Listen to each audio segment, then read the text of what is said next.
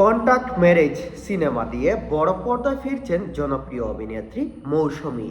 টলিউডের মৌসুমী দীর্ঘদিন ধরেই যুক্তরাষ্ট্রে বসবাস করছেন।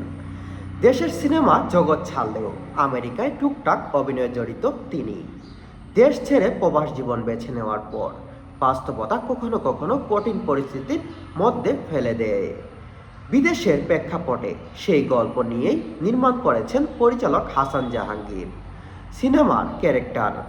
সিনেমার নাম হলো কন্ট্যাক্ট ম্যারেজ। এই সিনেমার কেন্দ্রীয় চরিত্রে অভিনয় করছেন মৌসুমী।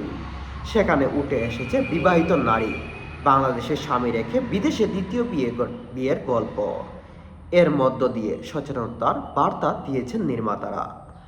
কন্ট্যাক্ট ম্যারেজ সিনেমার শুটিং বেশ আগেই শেষ হয়েছে বলে জানিয়েছেন নির্মাতা হাসান জাহাঙ্গীর। তিনি বলেন, এরই মধ্যে সিনেমা শুটিং শেষ হয়েছে। গত মার্চে সিনেমাটি সেন্সর সার্টিফিকেট সনদ পেয়েছে। আগামী 15ই মে দেশের প্রেক্ষাগৃহে মুক্তি পেতে যাচ্ছে এই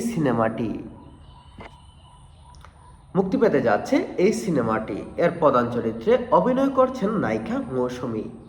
এ প্রসঙ্গে পরিচালক জাহাঙ্গীর হাসান বলেন, এ গল্পের মাধ্যমে নারীর মর্যাদা ও সম্মানকে তুলে ধরা হয়েছে।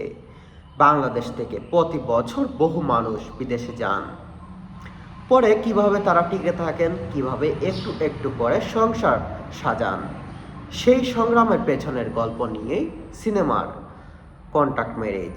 তিনি বলেন, সিনেমার 80% শুটিং হয়েছে যুক্তরাষ্ট্রে। পরবর্তী কাজ তারা